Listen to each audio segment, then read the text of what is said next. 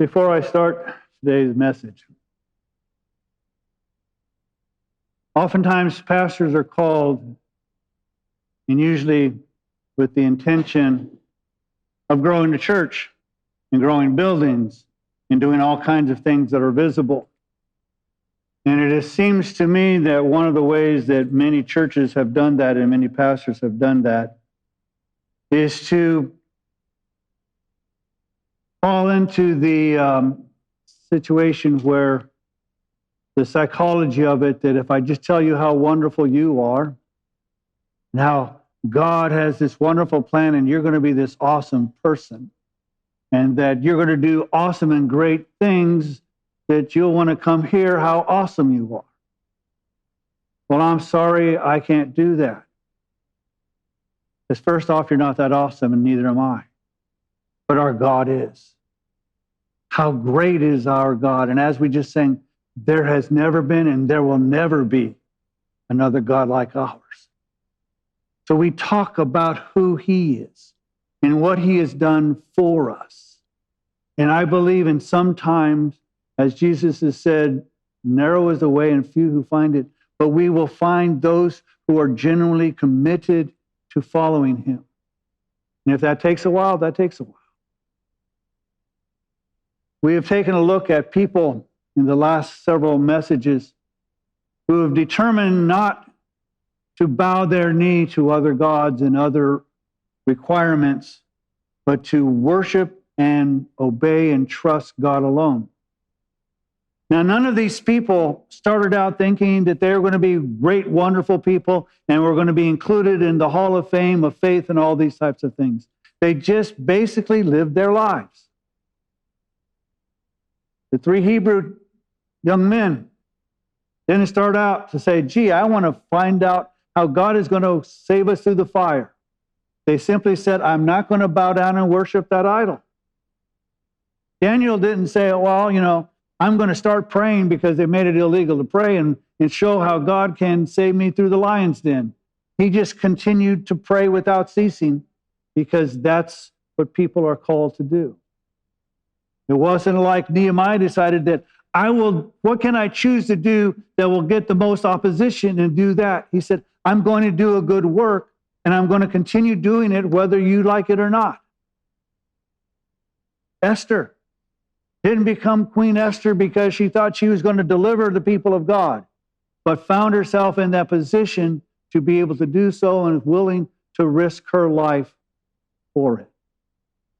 And we're going to see one other person today who is on a mission not to do what he ultimately, and what he's well known for from every child and above. Now, again, I'm going to tweak the story a little bit because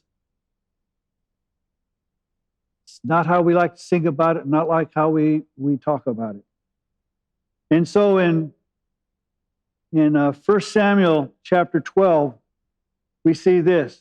It says, now the Philistines gathered their armies for battle, and they were gathered at Sukkah, and which belongs to Judah, and they camped between Sukkah and Ashka in Ephes-dammim. Now, the Philistines had been the enemies of Israel pretty much ever since Israel was Israel. All the way back in the book of Judges, from about the second or third judge on, we see at different times how the judges are fighting against the Philistines. And one of the stories you probably well know in the book of Judges is about Samson. And Samson is the one who's fighting the Philistines.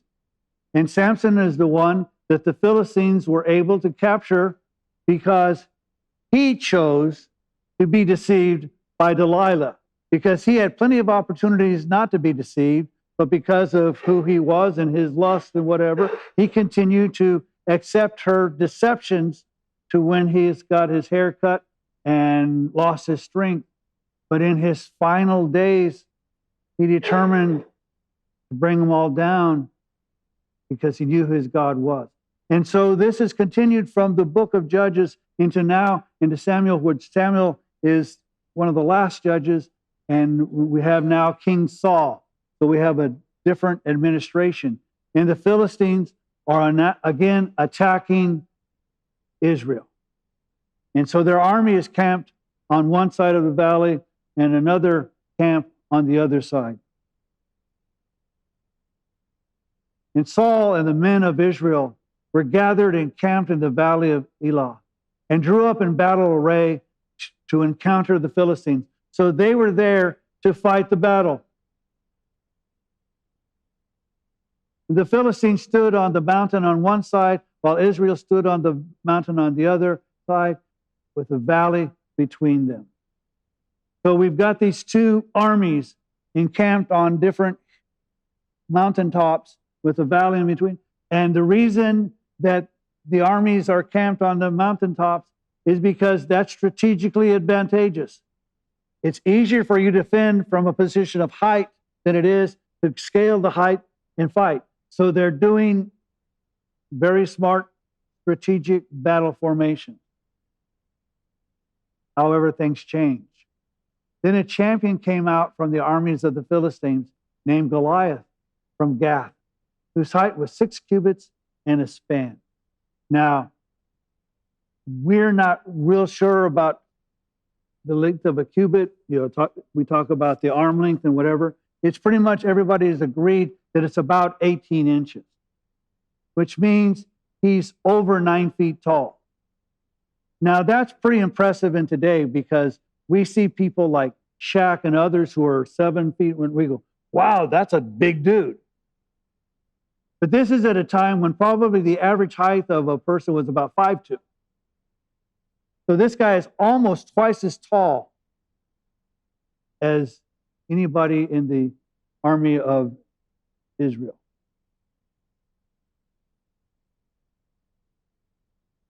And he had a bronze helmet on his head, and he was clothed with scaled armor, which weighed 5,000 shekels of bronze.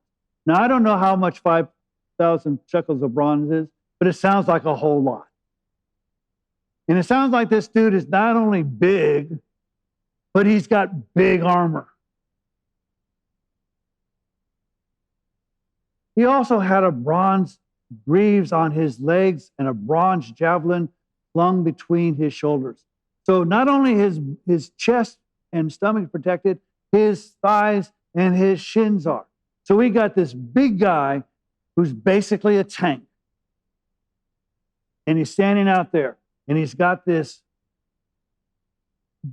bronze javelin between his shoulders. The shaft of the spear was like a weaver's beam, and the head of the spear weighed 600 shekels of iron. His shield carrier was also walked before him. So again, I'm not sure exactly how much this weighs and whatever, but it seems significant. And I've seen pictures of a weaver's beam. That's not a thin thing. That's like a 4x4. So he's well protected, well armored, and not only is he basically this big man with big armor and big weapons, he has somebody in front of him. His shield bearer. So he's got protection besides his own standing. So this is a giant of a man, well protected, well experienced, as we will see.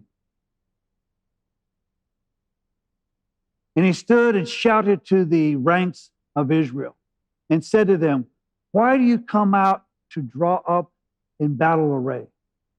Am I not the Philistine, and you servants of Saul? Choose a man for yourselves and let him come down to me." So he's offering a challenge. Why are we going to take these two armies and fight together? I'll tell you what we'll do. You pick somebody to fight me, that's what we'll do. Why are we going to have armies fight against each other? We'll just have mano a mano, just man against man. That's all we're going to have done. And if he is able to fight with me and kill me, then we will become your servants.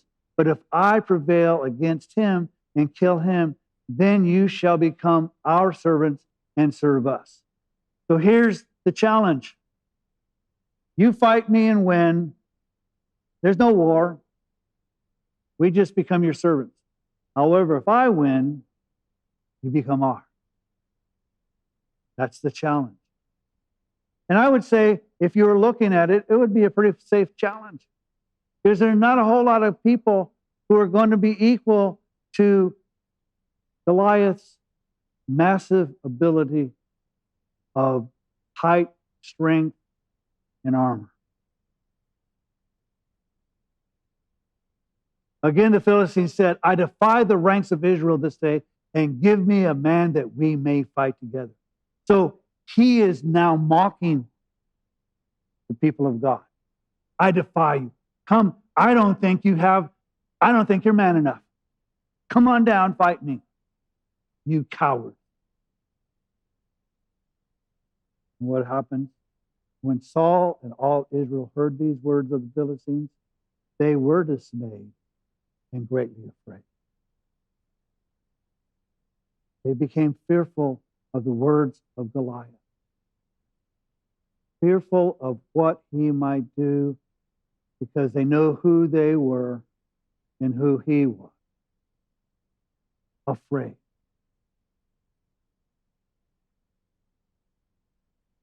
There's another scene that now takes place. There's a young man, a youth, whose name is David. And David is doing what David's supposed to do. David is tending his father's sheep. That's his job. Not a significant job as we might think.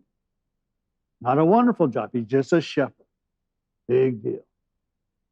That's why I say everybody goes, oh, I want to do something significant. David's tending sheep. But his father gives him a mission. His father says, I want you to take a care package, some cheese and some other things, and I want you to take them to your brothers, and I want you to take this care package to their commanders, and I want you to provide, but I also want you to tell me how it's going with them. So give me a report. It's not like they have the BBC or anything that they can find out what's happening on the battlefield. And let's face it, if you're a parent of people at risk of war, you would want to know that they're safe. So their father sends little David to check it out. That's his job. That's his mission.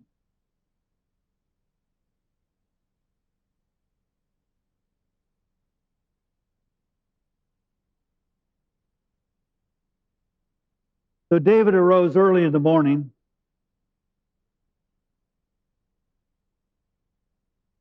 I lost him.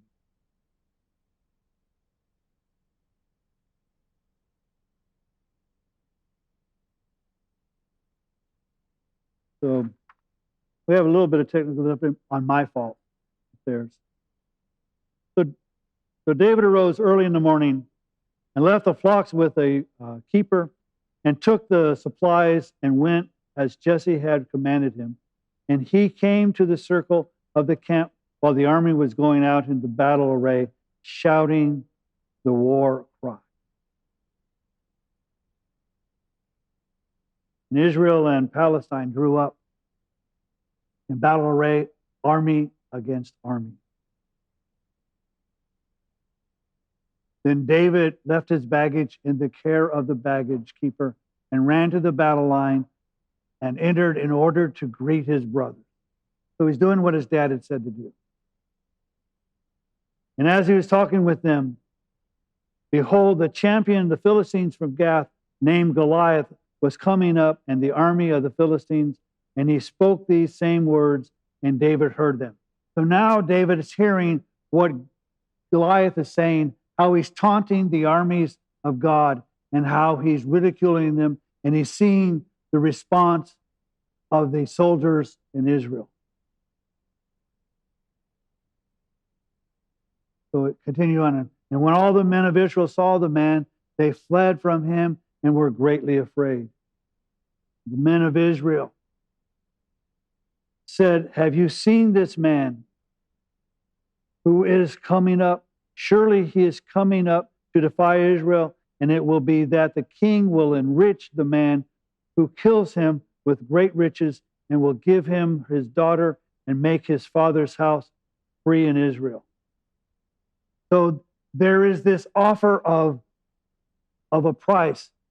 If you are able to kill Goliath, we're going to give you riches. We're going to give you the king's daughter, which means now you're in royalty and you have special privilege, and you're going to be tax-free. Sounds like a great deal.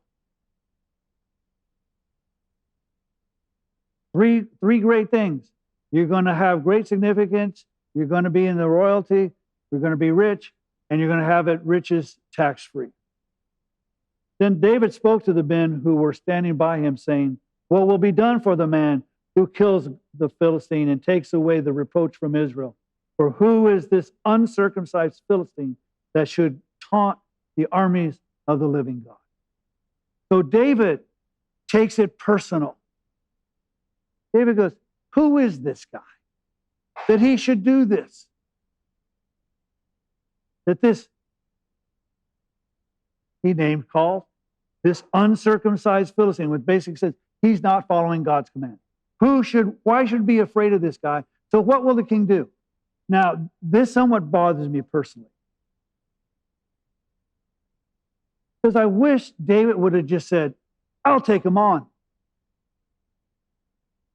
But he reemphasizes, well, I heard it said, what will the king give if you take Goliath on? So then he confirms it. And so I don't know. My first thinking was, he seems to be like a mercenary. Can I get something for doing this? Then I go, can I give him a break? And I think, well, maybe he's saying this because he's confident. And by saying this, his confidence will affect people, and that will have an effect. Then I said, well, maybe it's a sense of he's confident, and if he asks these questions and says it with confidence, maybe the word will get out, and so that the king will hear it, and so then they'll call David as opposed to David trying to volunteer on his own. I don't know. Sometimes the Bible will tell us the intentions of people, and sometimes it leaves it silent. I don't know. So I'm going to hope that it's David's confidence that he's saying these things as opposed to he's looking for a payday. But then again, don't we all? And the people answered in one accord with his word, saying, thus it will be done for the man who kills him. Now, family is family. You think your family is a little weird and crazy and dysfunctional? We all are. Even the families of the Bible. So now Eliab, his oldest brother. Now, you know, older brothers and younger brothers. So his oldest brother heard when he spoke to the men, and Eliab, anger burned against David, and he said, why have you come down, and with whom have you left those few sheep in the wilderness? I know your insolence and the wickedness of your heart, for you have come down in order to see the battle. I love it. You're insignificant. You don't have much of a job. Dad doesn't think much of you because he makes you entitled to watch a few sheep, not even all the sheep. And he just puts them down. And it's classic older brother. He doesn't even give him credit. And it's like, and the only reason you're here is to watch the battle. And David could have said, no, I'm not here to watch the battle. I came here because Dad told me to check on you. David doesn't get a break. But David said, what have I done now? Was it not just a question? And so it's like, I had an older brother, but we didn't have this relationship. But I can see, because I've had children and I've had grandchildren, and I see family dynamic. And there we go. What I do now, I just ask a question.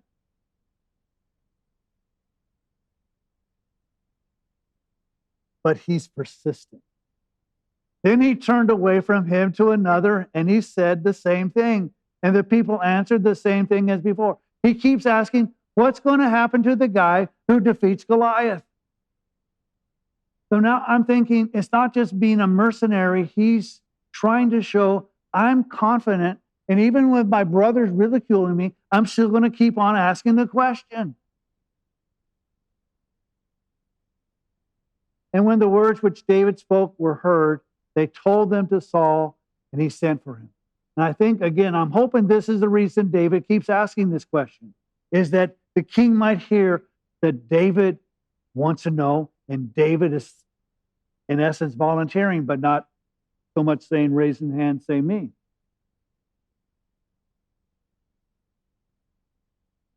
And David said to Saul, let no man's heart fail on account of him. Your servant will go up and fight with this Philistine. So David goes, stop being afraid. Stop being dismayed. I volunteer to do it. I'll fight the guy. I don't care if he's 9+ feet tall and has armor that's incredible.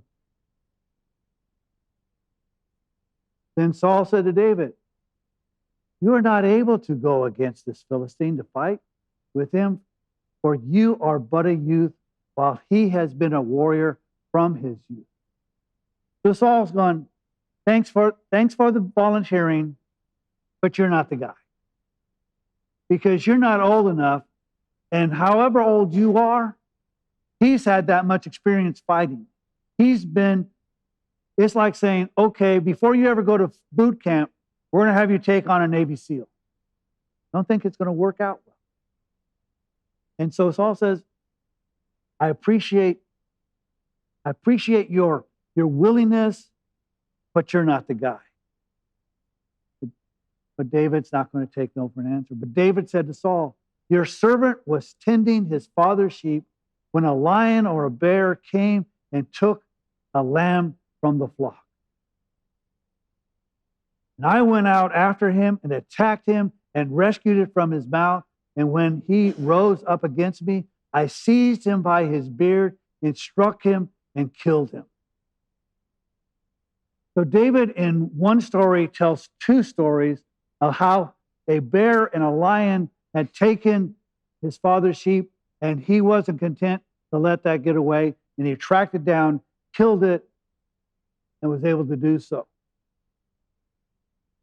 He goes, and your servant has killed both the lion and the bear, and this uncircumcised Philistine will be like the one of them, since he has taunted the armies of the living God. So David goes, I've had experience. I've taken on animals that will decimate people, and I've done so with the help of God. And with God's help, I'm going to take on this Philistine because he has taunted the armies of the living God. You notice that David went from a mission of seeing how his brothers were and taking a care package to now volunteering to fight the good fight against this one who has been taunting Israel. You see, David, no matter how young he was and how small he was not willing to tolerate God's people being demeaned and mocked. And he goes, and David said, the Lord who delivered me from the paw of the lion and from the paw of the bear, he will deliver me from the hand of this Philistine. And Saul said to David, go, and may the Lord be with you. So David doesn't say, because of my great skill and my wisdom and my power, I was able to defeat the lion and the bear. He goes, God did so. And God will also deliver this Philistine into my hand, not because I'm a great warrior, not because of my great size, but because I fight for and with a great God.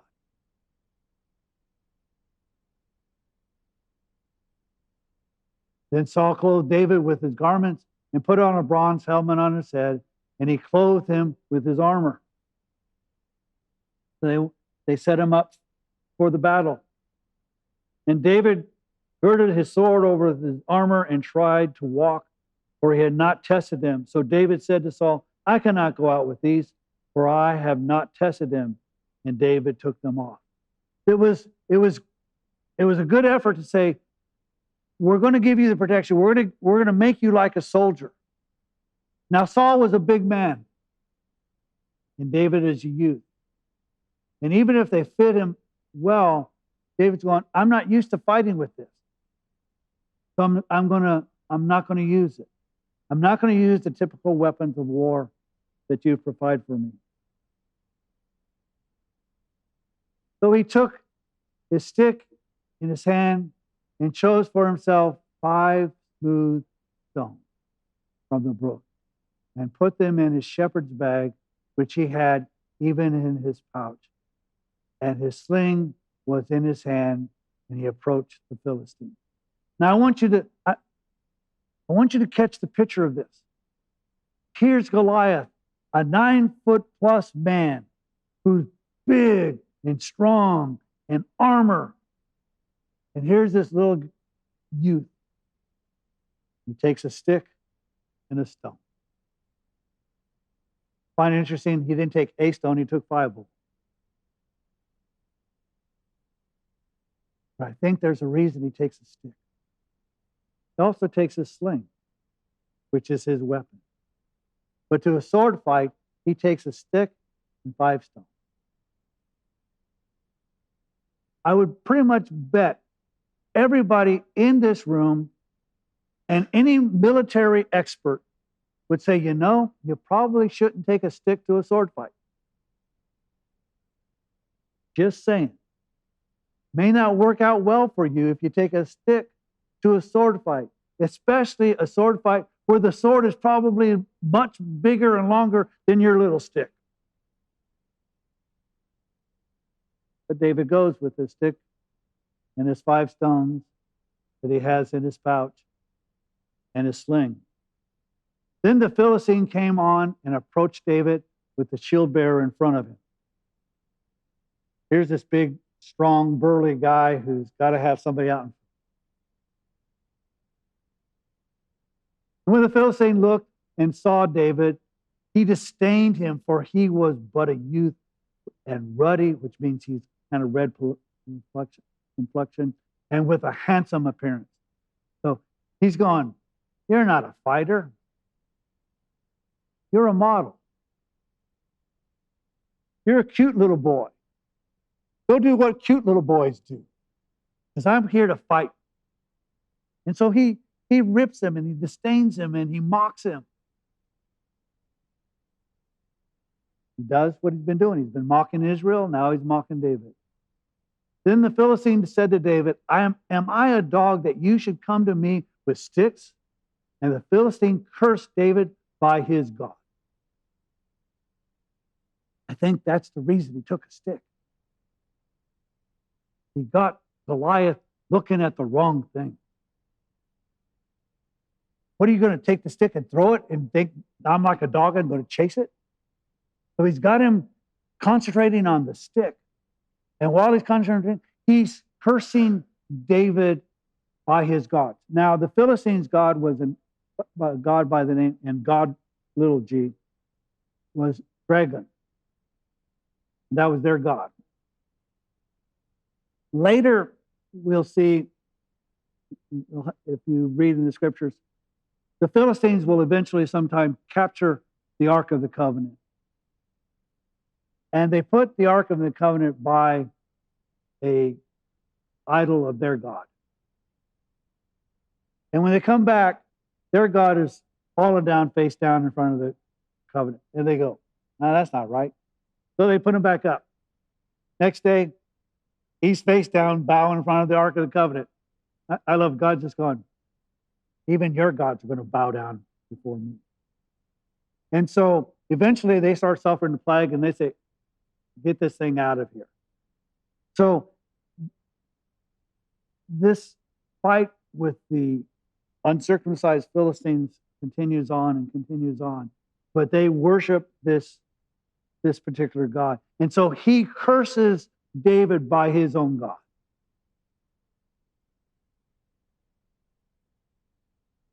And the Philistine also said to David, come to me, and I will give your flesh to the birds of the sky and the beasts of the field. So he's, the old, in the movies, the come here, and I'll take you apart. David, not being intimidated at all, says, then David said to the Philistine, you come to me with a sword, a spear, and a javelin. But I come to you in the name of the Lord of hosts, the God of the armies of Israel, whom you have taunted. He goes, you come with weapons of war. I come in the name of God. Little boy, shepherd that nobody thinks about, didn't come to fight in the battle. Just came to see what was going on, to report back. And now he's face to face with the giant. Now, this is where I'm going to tweak it a little bit. This story is well known. And there's even a saying to talk about, David and Goliath, the giant versus the little guy. And so you'll see people talk about, this vast corporation and this little company, or this big rich person and this poor person. And it's always the comparison of the big versus the little and that. And we will also, in our Christian songs and everything, talk about facing our giants. And there are times that we face our giants in the sense of our giants being whatever difficulties or whatever we're experiencing. That's not this story.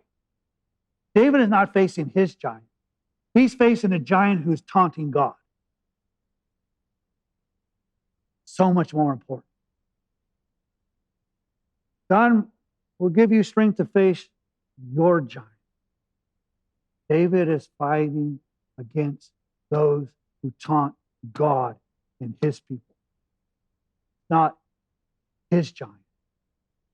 It's the giant facing his people.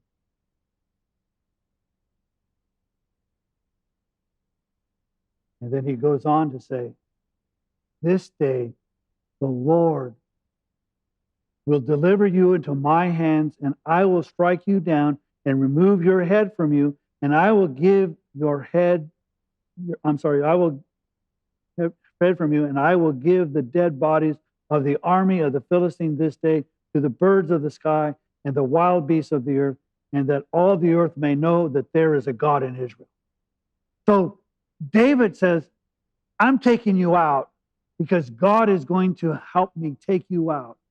But I'm taking you out for two reasons. That all those people up there will know that there is a God in Israel. Reason number one. Reason number two.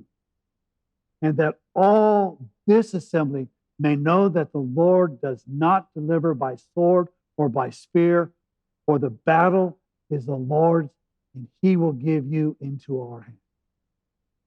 So David is saying, I got two reasons. My purpose is to tell those who don't honor God that there is a God. And that those who do, why are you trembling? Because God fights our battles for us.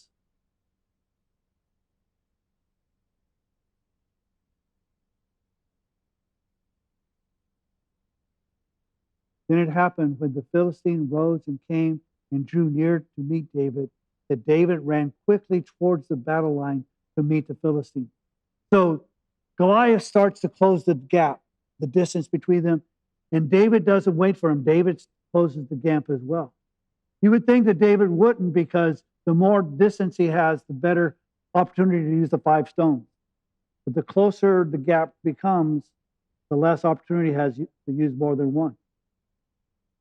So they draw together. And David put into his hand, into his bag, and took from it a stone and slung it and struck the Philistine on his forehead. And the stone sank into his forehead so that he fell on his face to the ground. I bet that was a very surprised giant. thinking of a stick, and gets a stone.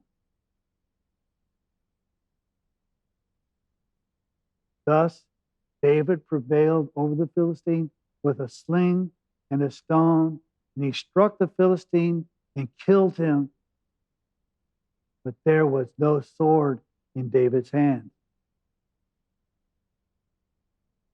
Then David ran and stood over the Philistine and took his sword and drew it out of its sheath and killed him and cut off his head with it. And when the Philistines saw that what happened to their champion was dead, they fled. David said, "Now my head, it's yours." And since David only had a stick, some stones, and a sling, he couldn't sever his head. So he used Goliath's own sword to do it. And because this little guy was able to defeat their champion, now the roles were reversed. Instead of the people of God being afraid, the Philistines were now afraid. Then the men of Israel and Judah arose and shouted and pursued the Philistines as far as the valley and to the gates of Ekron, and slaying the Philistines lay along the way to Shagram, even to Gath and Ekron. Goliath was from Gath. They took his hometown. Then the sons of Israel turned from chasing the Philistines and plundered their camp. Then David took the Philistine's head and brought it to Jerusalem. So David decided, in this battle, I want some souvenirs. So he took the head of Goliath, which probably was pretty heavy, and took it to Jerusalem so that they might remember that there is a God in Israel who fights their battle. And then he put the weapons of Goliath in his tent, that he might remember that God was the one who delivered him and delivered that giant into his hand. There are times that we need to remember what God has done. And we may need souvenirs to do that. Because it's amazing that God will deliver us from a situation. And 15 minutes later, we go, "Oh, where's God? Is he going to help me? I don't know what to do." Well, maybe if we had some souvenirs. Oh yeah, I remember when God did this. Because God did this, there was a great battle. And we prevailed because we didn't prevail, because the battle was his. There are a lot of Christian songs that are great that tell us, why are we fighting the battle that's already been won? That's what David's telling us. It is God who fights our battle. Now, I've shared this story because sometimes we don't need to look for a fight. It just happens. We don't need to taunt other people and whatever. The battle just comes to us because we simply are believers in our God.